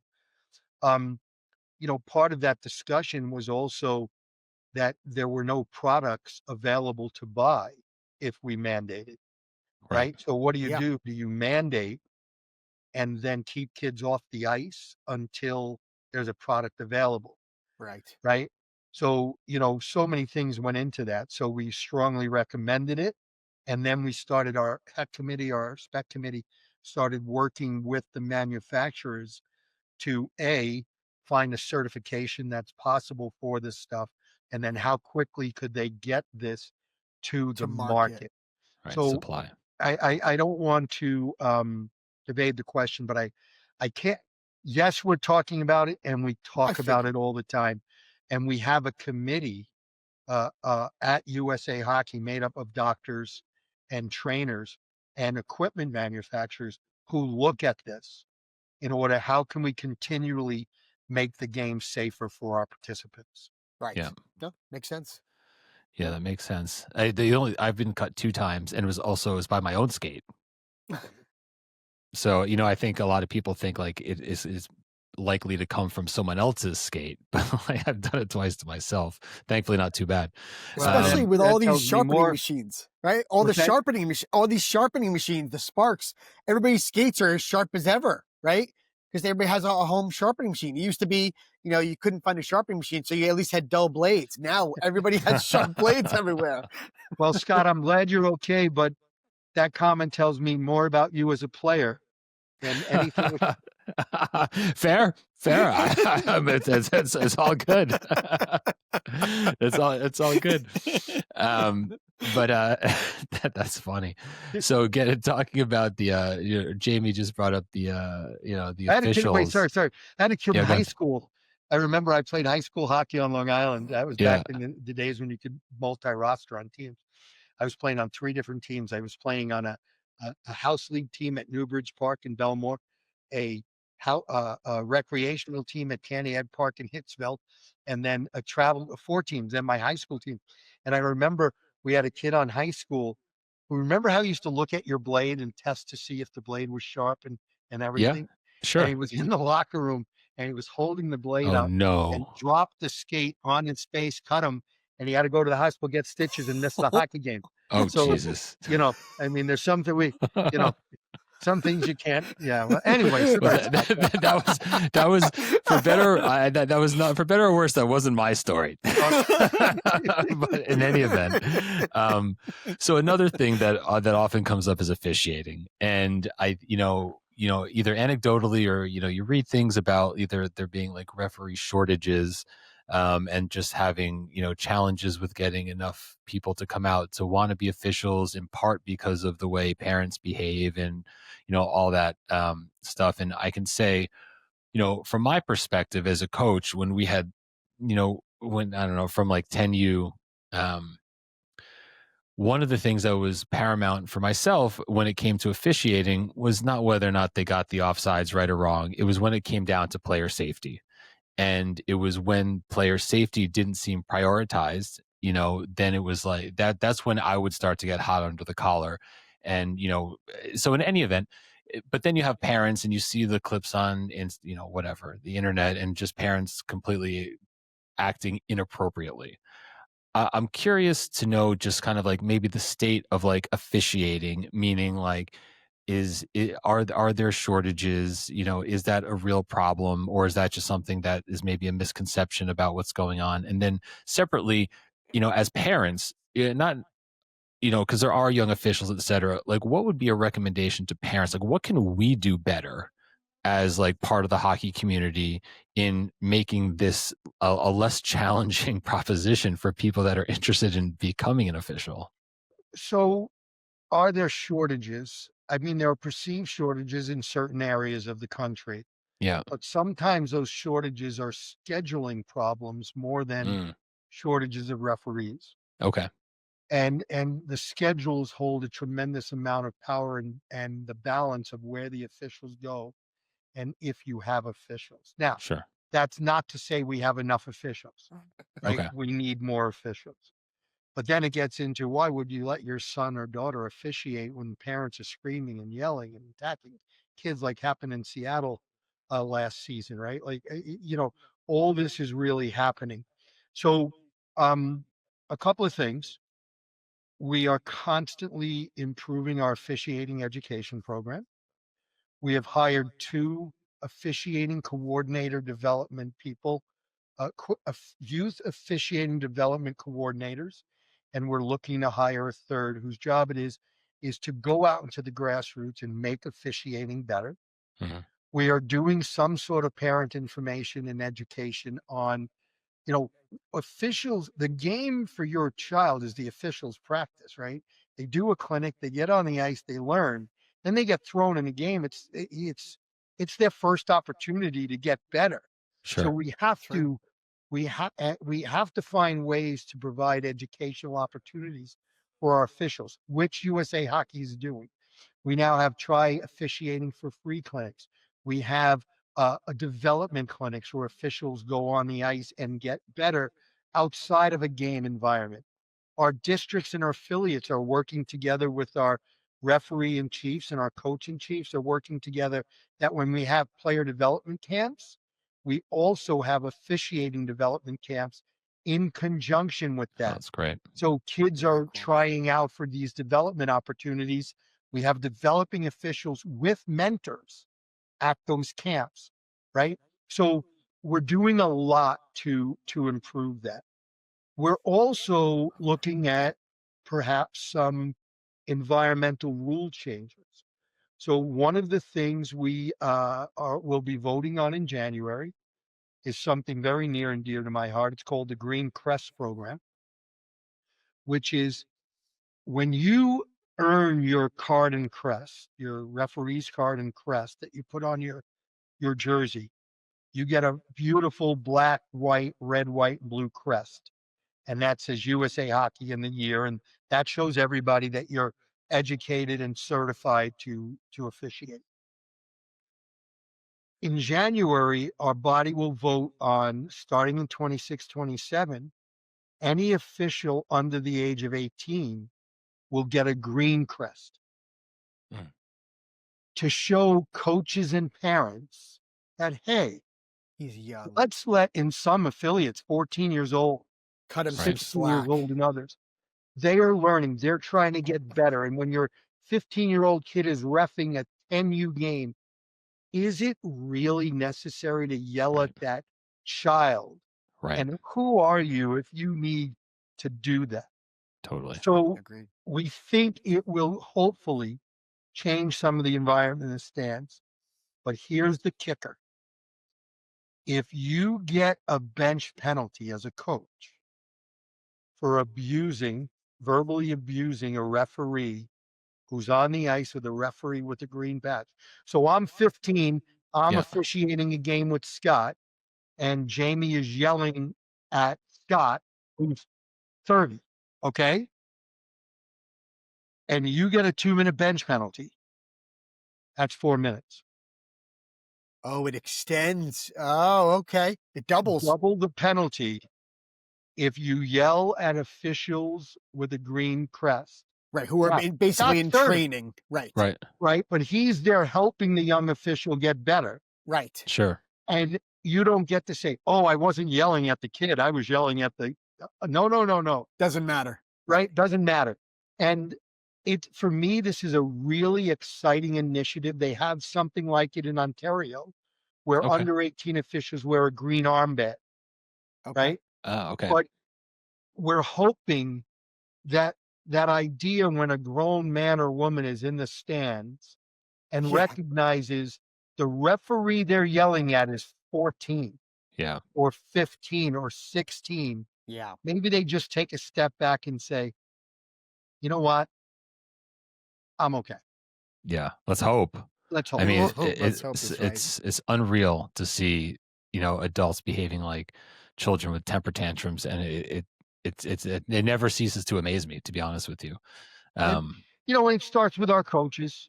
And then Yeah. the other thing I wanted to mention, and this goes back a little bit to the body checking and body contact. We now have a manager of education at USA Hockey, and her job is to integrate our coaching and officiating education program. So believe it or not, when we launched the new checking rules, Mhm. what the officials were getting for education was different than what the coaches were getting. Oh, no way. The rule was the same, but Right. how they were taught and what Right. they were taught was different. Huh.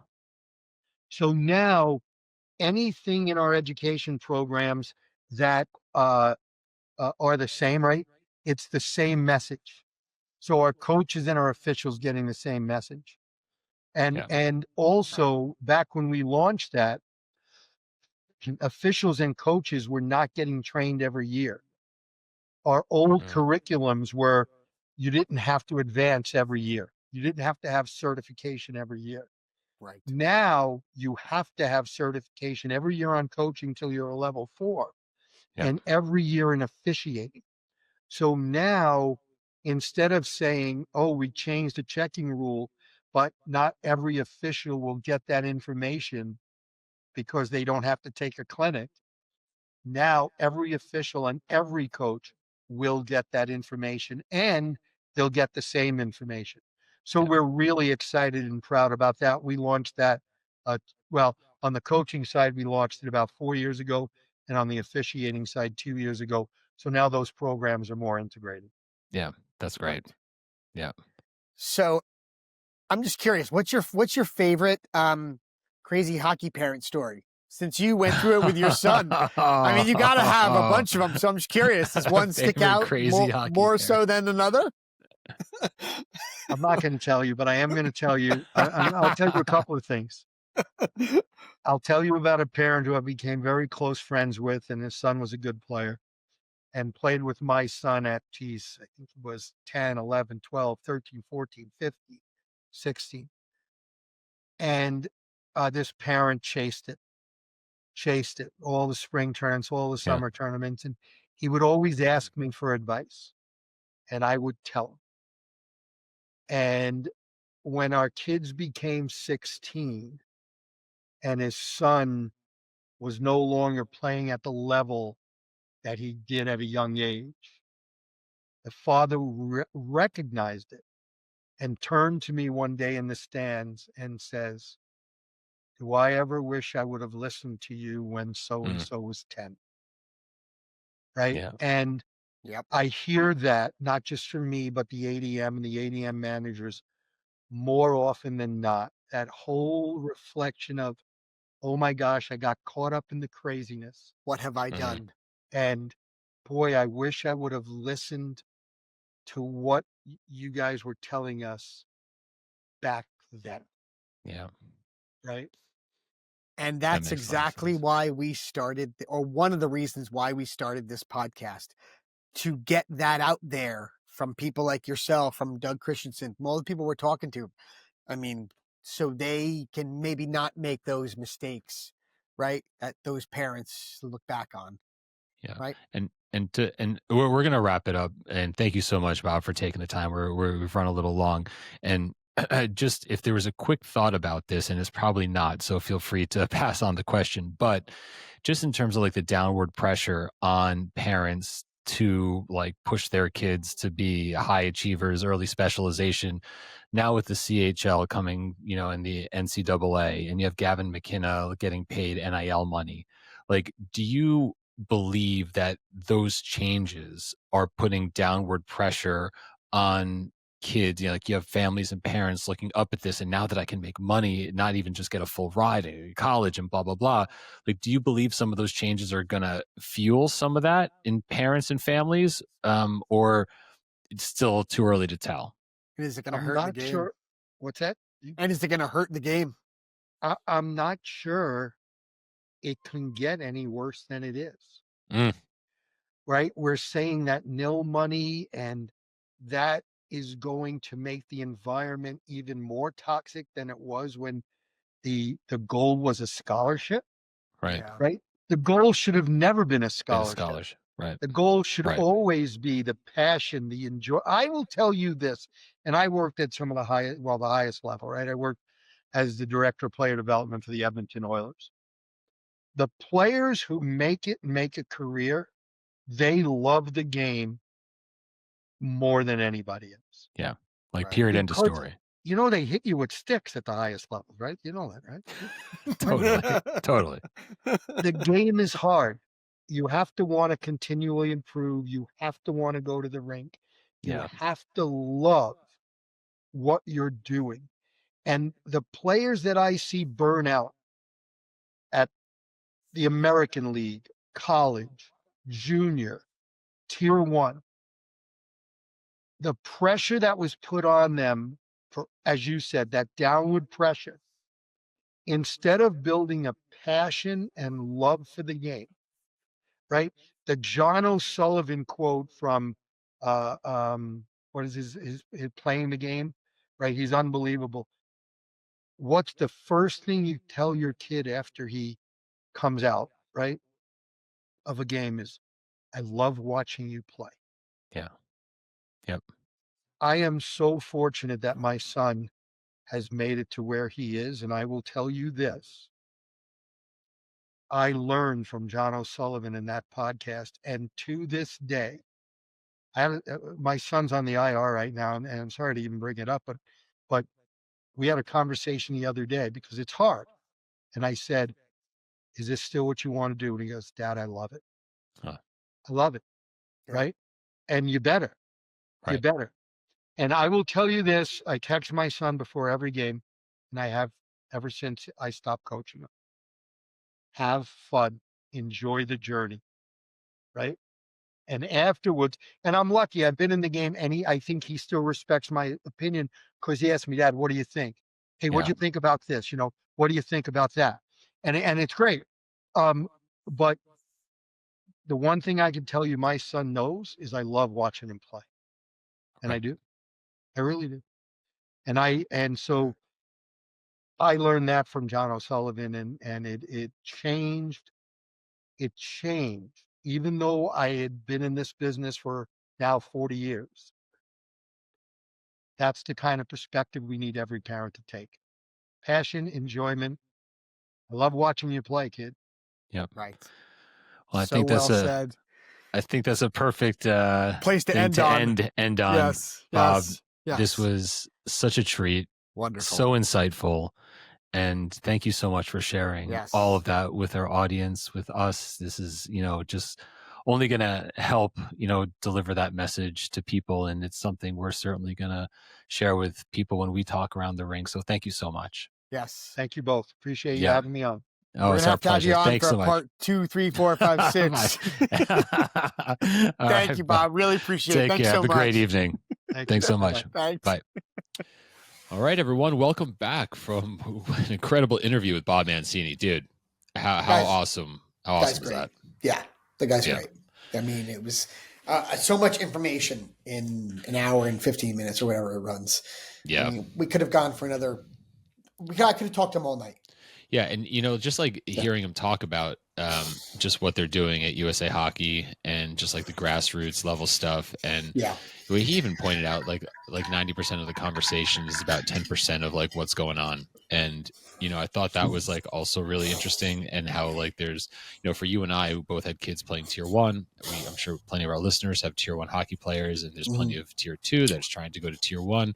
Like that's just I don't know, he didn't talk about percentages, but like that's only one piece of what USA Hockey is addressing, right? And so there's all this grassroots stuff. He talked about how the NHL is investing and all the learn to play, and how in almost every market, if not every market, there's opportunities to get introduced to the game of ice hockey. And he talked about the retention and the changes that they made to keep, so they're doing so many great things. Yeah, they have their hand in everything, it sounds like. Totally. Yeah, but really what I will say, as he was talking and I was thinking about things, is and even I think we mentioned it in the interview, but just like the parent education piece on like Mhm. what the American development model is, what Yeah. it's intended to do, perhaps why certain things are in place that don't necessarily look or feel like They hockey don't. that we're used to, Right. and I don't, To the I'm just gonna, untrained eye. yeah, and I'll speak for myself.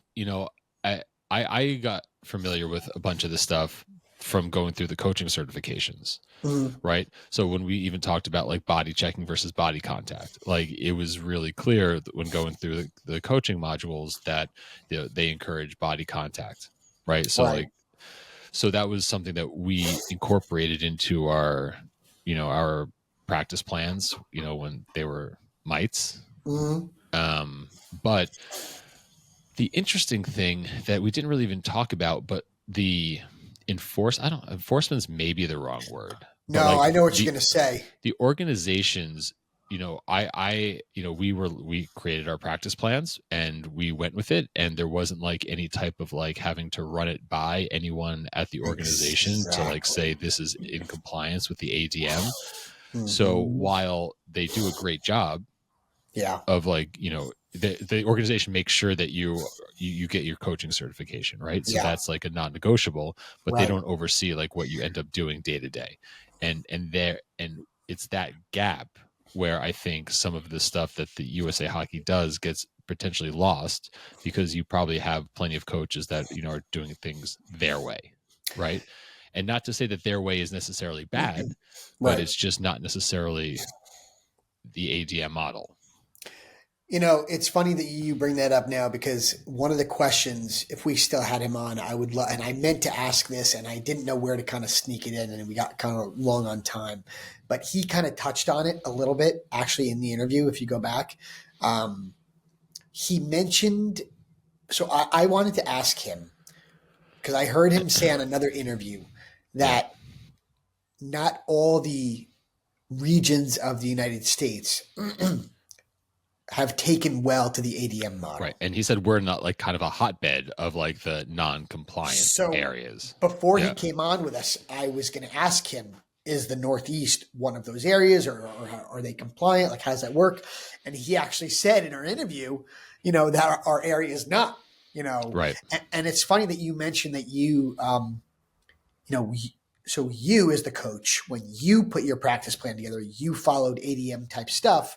Whereas Dominic, I don't ever remember anybody teaching Dominic angling or Yeah. body contact or any of that stuff, by the way. Yeah. So like you said, it's kind of up to the coach to do it, especially if the organization is not saying like, these are the things you need to do in your practice. This is what you need Right. to do. Like, Right. I'm thinking back to when Dominic was a mite. I don't think we did any ADM stuff. And I'm thinking about, there's one of, I had a conversation with a dad Yeah. who's also a coach who, and I could be confusing some things, but I definitely had a conversation with someone or listened to something about, maybe it was in Finland, Scandinavia, Right. where the coaching, the practice plans Yeah. are standardized, and it's I'm not sure they something are. that's left up to To like the coach. the coaches to figure out. Yeah. Like their governing hockey board has put together the practice plans for that week, and that And they which have to they follow go it. week over week. Yeah. And there's like a prescription there, and that prescription also allows Yeah. for transparency as well, which also probably helps families and parents understand like Why what they're their doing the kids are things they're learning, doing. perhaps the why. And it Yeah. also it kind of takes a variable out of like perhaps the decision making in terms of like, am I playing at Yeah. this club or that club, because you're getting the same Yeah. programming. It's funny you say that. I have a story from years ago that Dominic was at a stick and puck. He was probably 8, and Yeah. he had like the yellow Avalanche practice jersey on, right? Yeah. And there was an older kid on the ice who was probably like a U18 kid, just about to go to college, right? Who had the same yellow practice Avalanche, jersey on, right? So the father, he happened to find me somehow, or he's like, "Oh, is that your little guy in the Avalanche jersey?" So I said, "Yeah." So we started talking during the stick and puck, and I talked to him for like an hour and a half. The guy was phenomenal. It was one of the best hockey conversations for a young hockey parent that I was at the time, from somebody who had an 18-year-old who literally had just been through it, right? And I think his kid was going to the University of Indiana to play club hockey. Okay. I think that was the plan. And he's the one that originally told me, "Hey, listen, your kid's going to get pulled in a bunch of different directions. Don't do 5, 6, 10 spring teams. Just pick one, and do that and take the rest of the money and go do skills." Right? That was one of the things he told me. And one of his stories was that his kid's team recently had just played a team from Finland. Okay. Where he said that they don't really play games until they're like 14 or something like that, 14, 15, right? And he says all they do is they work on skills up to like 14. Okay. And one of the reasons why he was telling me just work on skills, don't go play so many spring games, is he said that when they played that team from Finland, he said the difference between the American team and the team from Finland, he says the Finnish team did all the small things correct. Hitting down sticks, stick lifting, how to take the puck off the boards, because that's all they do from 5 to 14. Interesting. Right? So I kind of plays off what you said. I'm assuming that the model that or the structured model that they have over there for their young hockey players, obviously supports, the skill of their players. I mean, if you look at the Finland guys in the NHL, they're all very, very skilled players. Yeah, no, for sure. It's also it's also interesting. There is much in terms of population, smaller country, all that other stuff. But the American development model, which is introducing. I shouldn't say introducing, not the right word, but going about things in a very thoughtful way. Yeah. The understanding the whys behind it, I think is really important. And if I was in a coaching position again, or if when that happens, I think that's part of what I'd want to communicate to families also, is kind of the why behind some of it. Because I think it really helps them understand like what we're working towards and why. So that was great. And one other thing I also wanted to, well, there's a few, call it a few other things, but talking about the officiating and just touching upon that, and this, this initiative that they're looking at introducing, which it sounds like, the green crest, which is like cool. Similar to what they do in Canada with, like, I think he said green or yellow armband for something the younger like officials. Yeah. And, just signifying that, like, hey, listen, you got someone that's learning out there. You have someone that, like, you should probably, like, young some slack. Yeah. For coaches and parents. And I think that's so true. Not true is not the right word. It's something that I think people take for granted. No, that is. But like what I was going to say was, everyone's got to learn somewhere. Like a surgeon has his first surgery sometime. Yep. You know what I mean? Like a firefighter fights their first fire at some point in time, and so there has to be an opportunity for these people to practice. To kind of practice, and clearly being a doctor and a firefighter are very wildly different professions. No, but there's practice in everything, right? But right, and so practically speaking, like if you're a young kid, like what if you think about it, like where are they going to get officiating practice if not at the games that they're hired to do? So the like youth games are their practice. Yeah, absolutely. Yeah, which is fine. So there has to be, like, I think, a tolerance, or maybe more of a tolerance. And look, there's, of course, officials get it wrong. And of course, there's going to be bad officials. Like, not everyone is going to be excellent at their job. Yeah. And that's true. But I think collectively as parents, like when, we need to do a better job of not going out of our minds. I think that sometimes people, it's funny. I wanted to ask Bob in the worst way. But again, we ran out of time with him. But I wanted to ask him, like, what the USA Hockey employees talk about at the water cooler about like how stupid us hockey parents are. Like, what do they say behind the scenes when they're at a barbecue? Where they go, dumb hockey parents, like they have no idea what we're actually doing here, like, because I'll give you an example. Okay, I have heard numerous occasions. Okay, all right, so whatever league your kid plays in, okay, odds are that the points that they're given, because everybody has points now, right? All these leagues have point totals and they follow point totals, right? Oh, you're talking about stats. I'm talking about stats, yeah. So I've heard on so many occasions parents getting angry about like, oh, that was my kid's assist, that was my kid's goal, so much to where they're like calling and emailing the leagues and going, can you change this? Like, dude, your kid's a 10-year-old, a 14-year-old, a 12-year-old, a 9-year-old, an 8-year-old. Like, what are you doing? Right. Like, you think that league has the time and manpower to go change like a stat sheet from like a 10U game, a 13U game, a 15U game? Like, I think parents sometimes lose sight of this long game that you're in. Right. Like gives too much importance to things that are ultimately not important. I wanted to ask Bob about that. Well, I'll have to do it next time we have him on, because I'm so curious what he would say to something like that. I have a feeling I know exactly what he would say, just like what Doug Christensen would say. Yeah, what would be interesting, the flip side to the idea that, like when you were just saying, like, the stupidity perhaps of, parents out there, but like at the same time, perception is reality.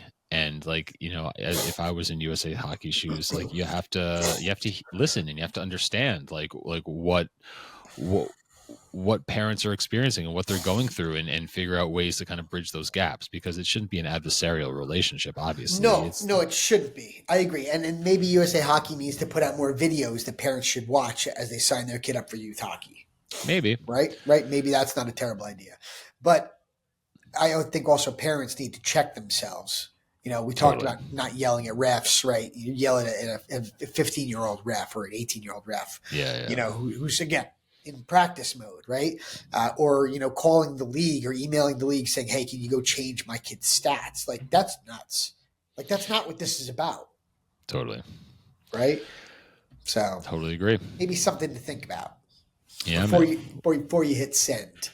All right. Saying. Well, on that note, this has been a fantastic episode. Yeah, hope you guys enjoyed the interview. That was that was awesome. Yeah, I want to do it again with him. Yeah, and on the horizon, we've got some solid interviews lined up. Yeah, we do. So we're looking forward to speaking with a few other very seasoned professionals that have different roles within the game of ice hockey. Oh, yeah. So stay tuned. We got Alex Kim, as you mentioned, on the horizon. We've got Vinny Maltz on the horizon, Angelo Circe. So we got a lot of great guests coming up. Everyone continue to support the show. Please continue to listen. We got some great stuff coming up. Write us in. Let us know anything that is going on in your neck of the woods. Anything you'd like to hear, talk about. Would love to hear from all of you. So thank you so much for joining us. Yeah, go subscribe, share the show. Somebody share the show to somebody in Alaska, please. Alaska and Idaho are the only two states in the United States that we're not in. So, I mean, Aruba's listening to us, so somebody in Alaska should be listening to us. That's probably someone on vacation. Yes, you're probably not wrong about that, but whatever works. But yes, we appreciate everybody listening. We appreciate everybody sharing the show and writing in and supporting us. Thank you very much for all the support. And a special thanks again to Bob Mancini for taking the time out of his busy day to sit with us for an hour and 15 minutes. That was so much fun. Yep. Hope you guys enjoyed it. All right, brother. All right, homeboy. It's a wrap. I hope Otto feels better. I think he's on his way to betterness. But thank you. I will share that with him. All right. Yeah, I'll talk to you later. All right, dude. See you, everybody. Later.